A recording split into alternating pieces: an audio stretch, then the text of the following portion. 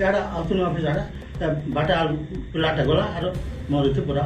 ନାଇଁ ଆଉ ଗୋଟେ ପିଲା ଗାଁ ଲୋକ ଥିଲେ 10-15 ଜଣ ଥିଲେ ଆଉ ଗୋଟେ ପିଲା ଆସିଲେ ମୋର ଗାଁରେ ପିଟିଲା। ରାସ୍ତା ଉପରେ ବିଡିଓଙ୍କୁ ମାଡ଼। ନୂଆପଡ଼ା ବିଡିଓଙ୍କୁ ରାସ୍ତା ଉପରେ ମାଡ଼। ପଞ୍ଚାୟତ ଗୃହ ନିର୍ମାଣକୁ ନେଇ ନୂଆପଡ଼ା ବିଡିଓଙ୍କୁ ବିଚ୍ ରାସ୍ତାରେ ମାଡ଼। ଏହାପରେ ଥାନାର ଦ୍ୱାରସ୍ଥ ହୋଇଛନ୍ତି ବିଡିଓ ରୋହିତ ଭୋଇ। ଆଜି କିଛି ଯୁବକ ବ୍ଲକ କାର୍ଯ୍ୟାଳୟକୁ ଆସି ତାଙ୍କୁ ମାଡ଼ ମାରିଥିବା ଜଣାପଡ଼ିଛି।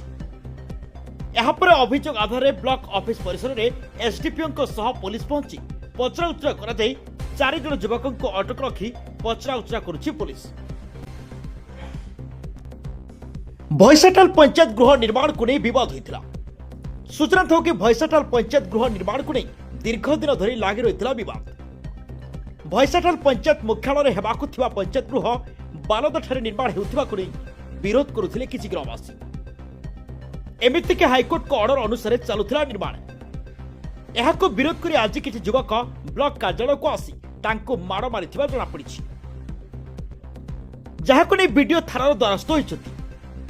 ଅନ୍ୟପଟେ ଘଟଣା ପରେ ବ୍ଲକ କର୍ମଚାରୀମାନେ ପ୍ରତିବାଦରେ ଧାରଣା ଦେଇଛନ୍ତି ଏବଂ କଲମ ଡାଉନ୍ ଧର୍ମଘଟ କରିଛନ୍ତି।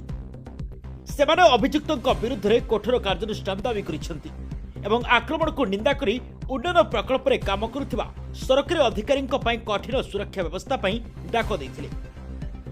ଅଧିକାରୀମାନେ ସ୍ପଷ୍ଟ କରିଥିଲେ ଯେ ହାଇକୋର୍ଟଙ୍କ ନିର୍ଦ୍ଦେଶ ଅନୁଯାୟୀ ବାରଣ୍ଡାରେ ପଞ୍ଚାୟତ କୋଠା ନିର୍ମାଣ କାର୍ଯ୍ୟ କରାଯାଉଥିଲା, କିନ୍ତୁ କିଛି ଗ୍ରାମବାସୀ ସ୍ଥାନକୁ ବିରୋଧ କରିଥିଲେ, ଯାହାଫଳରେ ବାରମ୍ବାର ଉତ୍ତେଜନା ସୃଷ୍ଟି ହୋଇଥିଲା।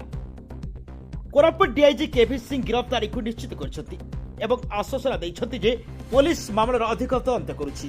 ତଦନ୍ତ ଜାରି ରହିଥିବାରୁ ଅତିରିକ୍ତ ଗିରଫଦାରୀ ହେବାର ସମ୍ଭାବନା ରହିଛି ବୋଲି କର୍ତ୍ତୃପକ୍ଷ କହିଛନ୍ତି। ଏହି ଘଟଣାରେ ଏବେ ପୋଲିସ ଭୈସାଟାଲ ଗାଁର 4 ଜଣଙ୍କୁ ଗିରଫ କରିଛି। ନୂଆପଡ଼ା ବିଡିଓଙ୍କୁ ମାଡ଼। ପଞ୍ଚାୟତ ଗୃହ ନିର୍ମାଣକୁ ନେଇ ନୂଆପଡ଼ା ବିଡିଓଙ୍କୁ ବିଚ୍ ରାସ୍ତା ଉପରେ ମାଡ଼। ଏହାପରେ ଥାନାର ଦ୍ୱାରସ୍ଥ ହୋଇଛନ୍ତି ବିଡିଓ ରୋହିତ ଭୋଇ। ଆଜି କିଛି ଯୁବକ ବ୍ଲକ କାର୍ଯ୍ୟାଳୟକୁ ଆସି ତାଙ୍କୁ ମାଡ଼ ମାରିଥିବା ଜଣାପଡ଼ିଛି। ଏବେ ଯାହା ସୂଚନା ମିଳୁଛି, ଏହି ଘଟଣାରେ ପୋଲିସ ଭୈସାଟାଲ ଗାଁର 4 ଜଣଙ୍କୁ ଗିରଫ କରିଛି।